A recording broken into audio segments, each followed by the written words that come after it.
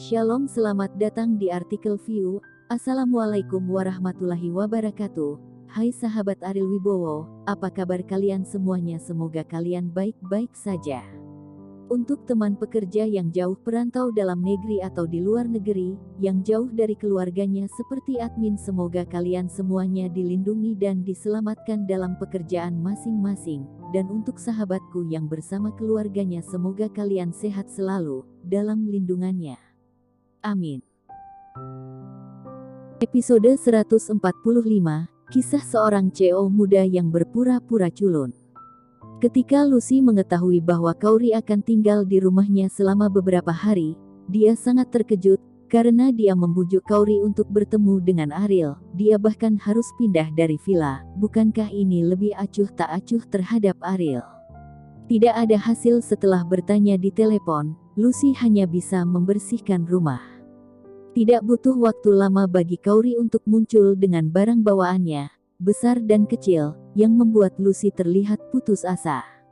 Dia tidak takut diganggu oleh Kauri, tetapi Kauri melakukannya. Apakah Anda tidak peduli tentang hubungan antara dia dan Ariel sama sekali? Kauri, apakah kamu berencana untuk tinggal bersamaku untuk waktu yang lama? Apa yang terjadi? Tanya Lucy. Kauri tahu betul tentang temperamen saudari ini. Jika dia tidak mengatakan yang sebenarnya, dia pasti akan memecahkan kaserole dan bertanya sampai akhir. Apakah kamu percaya bahwa ada orang yang terlihat persis sama di dunia ini? Kauri berkata, kembar, apa yang tidak bisa dipercaya, kata Lucy. Kauri terkejut, apakah itu dia atau Bimo dan Rehan? Mereka hanya menebak-nebak siapa yang muncul secara tiba-tiba ini. Namun, dia benar-benar mengabaikan alasan mengapa mereka terlihat sama. Ketika Lucy mengatakan ini, Kauri tercerahkan. Kembar, mungkinkah Ariel masih memiliki kakak laki-laki atau perempuan? Melihat Kauri tiba-tiba membeku, Lucy berkata dengan curiga, apa yang kamu lakukan? Apa yang kamu lakukan tiba-tiba? Kauri menarik napas dalam-dalam dan berkata, Ariel di rumah bukanlah Ariel. Itu bukan Ariel, apa maksudmu? Kata Lucy bingung. Dia mungkin saudara kembar atau adik laki-laki Ariel. Kata Kauri. Lucy tercengang, bukan Ariel, tapi saudara kembarannya. Memikirkan situasi kemarin, Lucy memang bisa merasakan perubahan besar pada Ariel, terutama soal membiarkannya pergi ke kamar bukanlah sesuatu yang bisa dilakukan Ariel. Tidak heran, mereka tidak sendirian sama sekali. Bagaimana mungkin Ariel tiba-tiba memiliki saudara yang sama, dan dia berpura-pura menjadi Ariel? Firasat Lucy benar-benar ditumbangkan. Tidak mengherankan memiliki saudara kembar, tetapi mengapa? Dia bagaimana tentang tampil di Bandung atas nama Ariel, dan juga ingin menjalin hubungan dengannya atas nama Ariel. Kauri menggelengkan kepalanya dan berkata, aku juga tidak tahu, tapi dia harus punya solusi. Seperti yang dikatakan Bimo, dia memperkirakan sebelumnya bahwa dia pasti akan memiliki rencana lain. Demi keselamatan Ariel, dia tidak bisa mempermalukan dirinya sendiri. Kenapa aku merasa sesuatu yang besar akan terjadi? Detak jantung Lucy tiba-tiba bertambah cepat. Kauri juga berpikir begitu. Tidak ada seorang pun di keluarga Wijaya yang tahu siapa Ariel, latar belakang seperti apa yang dia gunakan, dan mengapa kakeknya dulu bersikeras membiarkannya bergabung dengan keluarga Wijaya adalah sebuah misteri. Kauri samar-samar merasakannya melalui kejadian ini. Mungkin Anda bisa mengetahui beberapa rahasia tentang Ariel. Di Kebun Waru, pada hari ketiga pemenjaraan Pedro, itu juga merupakan tenggat waktu yang diberikan Ariel kepadanya. Dari pemahamannya tentang penjara, Pedro membuat dua rencana untuk Ariel, tetapi karena dia terkenal, dia tidak dapat berpartisipasi dalam rencana ini. Jika tidak, kemungkinan ditemukan akan jauh lebih tinggi, jadi dia hanya memberi Ariel detailnya, dijelaskan bagaimana untuk keluar dari sini. Hanya begitu banyak yang bisa dia lakukan. Jika Anda tidak bisa keluar, Anda tidak bisa menyalahkan saya. Bagaimanapun, ini adalah penjara, dan ada banyak pasang mata yang menatap saya setiap hari. Saya tidak punya cara lain yang baik, kata Pedro. Bagaimana denganmu? Ariel bertanya. Pedro tersenyum dan berkata, ini adalah kunjungan yang langka, dan saya ingin tinggal lebih lama lagi. Bagaimanapun, ini adalah penjara dengan standar tertinggi. Diperkirakan selain Pedro, tidak ada yang namanya penjara, hal yang menyenangkan tentang jongkok di penjara, dengan orang lain. Ariel menghafal setiap kata yang dikatakan Pedro, dan setelah angin reda, dia kembali ke ruangan besar dan mulai merenungkannya dengan serius. Sebagai bos di penjara, Rizal dulu dipijat oleh Arjun, tetapi sekarang, setiap kali udara habis, dia secara pribadi memijat Ariel. Dalam hati Rizal, selalu ada keraguan, bagaimana mungkin Arjun tiba-tiba mengalami perubahan yang mengguncang bumi, benar-benar berubah. Emosinya berbeda, keterampilannya berbeda, dan bahkan dia curiga bahwa Arjun yang asli telah tiada. Tapi dia tidak berani mengatakan hal semacam ini dengan santai.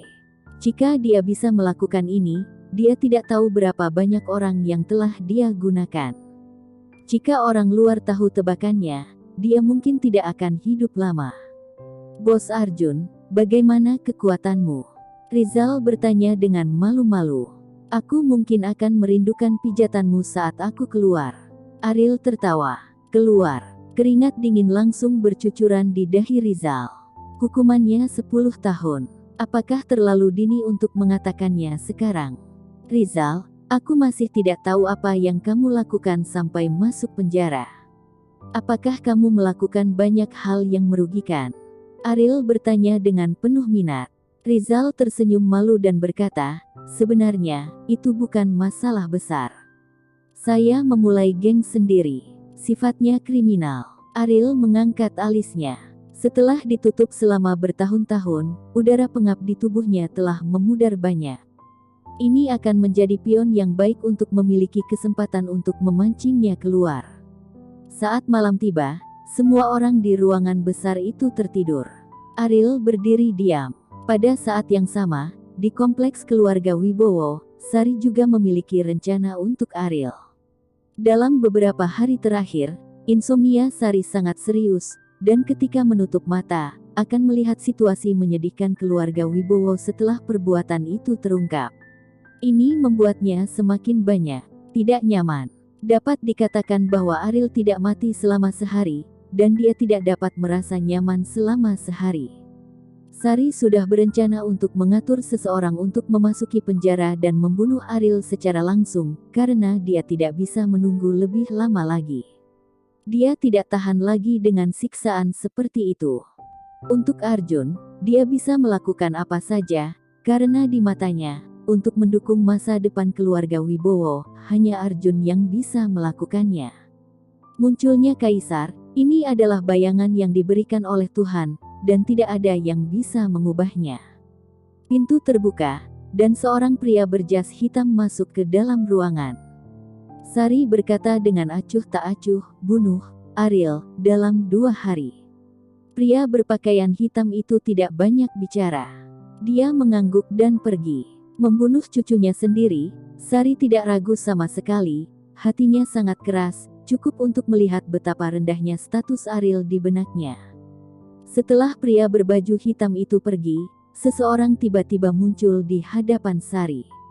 Darius. Sari tahu bahwa Darius telah membantu Ariel secara diam-diam, tetapi setelah bertahun-tahun, sampah itu masih tidak menghasilkan apa-apa, dan di Bandung terkenal tidak berguna. Apakah kamu masih ingin berbicara untuknya? Sari berkata dengan dingin. Darius menggelengkan kepalanya dan berkata dengan ringan, aku mengatakannya sebelumnya. Aku tidak akan ikut campur dalam pesta manapun, tetapi kamu hanya percaya bahwa Arjun adalah orang yang memiliki penampilan seorang kaisar. Sari mencibir dan berkata, dan apa yang perlu dipertanyakan, selama kamu memiliki mata, kamu dapat melihat bahwa Arjun lebih baik daripada Ariel yang menyia-nyiakan keluarga. Kamu hanya ingin melihat Arjun, dan kamu tidak pernah menatap Ariel, bahkan jika sudah dewasa. Bagaimana dengan matanya? Kata Darius. Wajah Sari berubah, penuh kedinginan, dan berkata, apakah kamu memarahiku mengira aku buta? Pernahkah kamu memikirkannya? Jika peramal itu dibayar oleh seseorang, bagaimana jika seseorang diam-diam ingin menghancurkan keluarga Wibowo? Kata Darius. Hahaha. Sari tiba-tiba tertawa dan berkata, keluarga Wibowo memiliki beberapa musuh, tetapi butuh lebih dari 10 tahun untuk menjebak keluarga Wibowo. Dan itu masih cara yang konyol, siapa yang punya waktu luang? Saya tahu Anda menghargai Ariel, tapi jangan lupa, Anda hanya pengawal keluarga Wibowo. Anda menghargainya. Tidak ada artinya. Saya harus mengakui bahwa keluarga Wibowo adalah keluarga besar, dan itu tidak mudah untuk menggulingkannya. Beberapa tahun bukan apa-apa, saya harap Anda tidak akan menyesali keputusan Anda, kata Darius. Darius, lihatlah, keluarga Wibowo akan naik ke tingkat berikutnya di tangan Arjun. Keputusanku tidak akan pernah salah. Sari menggertakkan giginya, bahkan jika itu salah, bagaimana mungkin wanita tua yang keras kepala ini menjadi mengaku salah. Oleh karena itu, cara terbaik untuk membunuh Ariel tidak lagi benar atau salah, dan keluarga Wibowo tidak akan lagi terancam oleh insiden ini. Pada saat ini, pintu dibuka lagi, dan Sari langsung menunjukkan kepanikan. Bersambung.